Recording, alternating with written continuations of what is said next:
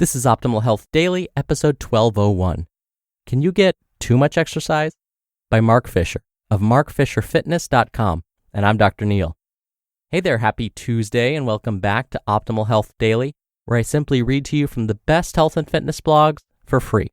I cover fitness, nutrition, stress management, weight management, and lots more, just like an audiobook, but from a bunch of different authors, and always with permission from the sites. And then on Fridays, I answer your questions. You can send one in at oldpodcast.com/ask or email your question to health@oldpodcast.com. And with that, let's hear today's article and continue optimizing your life. Can you get too much exercise? By Mark Fisher of MarkFisherFitness.com. Recently, a beloved ninja brought an article to my attention that ran in the New York Times. In a nutshell, the article addresses this question as it relates to the heart. Since the heart is a muscle, and muscles can get beat up with overuse, can you do cardiovascular training to the point where the heart is negatively impacted? And to the larger question at hand, can you do too much exercise? The answer is a whopping maybe.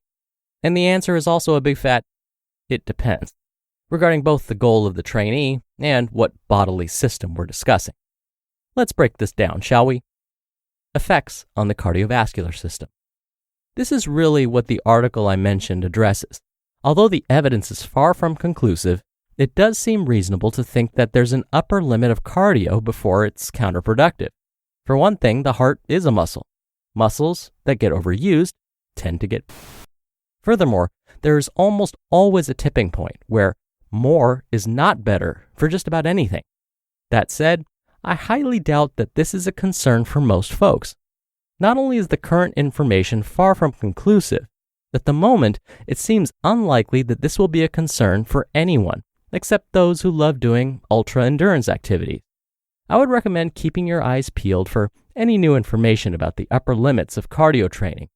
If you can't get enough of 56-mile cross-country ski marathons, I would recommend keeping your eyes peeled for any new information about the upper limits of cardio training.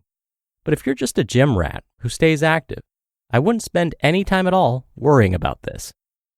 Effects on the musculoskeletal system. I do think you can make an argument that it's possible to do too much exercise, but my concern is more the musculoskeletal system. Even if you're really on point with technique and recovery modalities, exercise is still a stress on the body.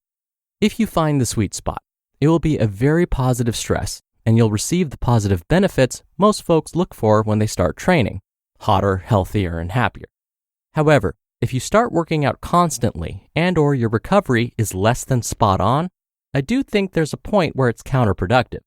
Most folks have some level of movement dysfunction, which means their body creates movement in a less than ideal way. And anyone who pushes their limits seeking new heights in sports or their training is going to occasionally tweak themselves and get banged up here or there. If you absolutely love training, then you just need to listen to your body and do your best to err on the side of safety and make sure you're recovering through sleep, water, proper nutrition, managing stress, using happy thoughts, taking vacations, etc. This also becomes very important with aesthetic goals.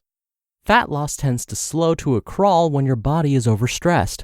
The classic fat loss mistake is to cut calories and go nuts with high-intensity exercise. Your body can interpret this as, hey, not only am I starving you, I'm going to kill you. This is not ideal to soothe your body into releasing its fat stores. And the classic truism of putting on muscle is that you grow when you're resting, not when you're in the gym. Although the muscle gaining process is still poorly understood and we see wide variations in how folks react to different protocols, it is fair to say a lot of folks do too much lifting when trying to add muscle. These individuals would be better off with a more minimalist approach, focusing on getting stronger over time instead of getting a skin-splitting pump on their 11-inch biceps. If your goal is to just be healthy and hot, you'll want to settle on doing the right amount of exercise for your goals, not as much as possible. For most folks, 3 to 6 total hours a week is a good goal. Effects on the nervous system. It's becoming well known in fitness circles that the true target of training is the brain. In this context, we're talking about the neurological components of strength. Once someone reaches an appreciable amount of strength, it can actually tax the nervous system to lift really heavy weights. And unlike the musculoskeletal and cardiovascular systems, it's a bit harder to get a read on what's going on with the nervous system. You'll notice if your heart is pounding. You'll feel discomfort or soreness if you've wrecked your muscles. But if your nervous system is getting fried, it's a bit harder to find objective measurements outside of getting weaker. Thankfully, we're probably not too far from more widespread tech solutions for assessing what's going on here. The advent of affordable devices that measure something called heart rate variability is super promising. And for those training for elite athleticism, this level of awareness becomes key. If you're just training for general health and hotness, detailed analyses of your heart rate variability may not be necessary, but do make sure to include periodic deload weeks in your training if you work your butt off. Not only will your joints get pissed if you're always killing it at the gym, but if you're using heavy weights, your nervous system will also be displeased. No fun. The big takeaway. I think too much exercise isn't a practical concern for most people.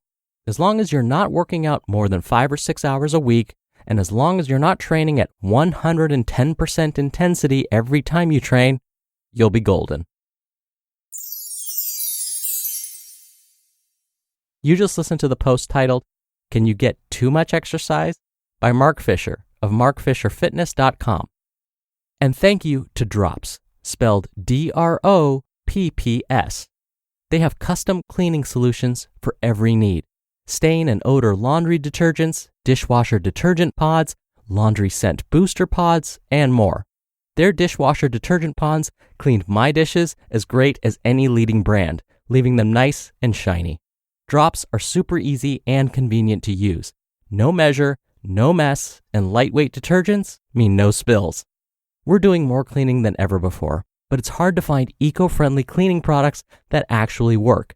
Check out Drops, the laundry and dishwasher detergent pods that everyone is talking about. With over 10,000 5-star reviews, you'll see in no time how great their products are.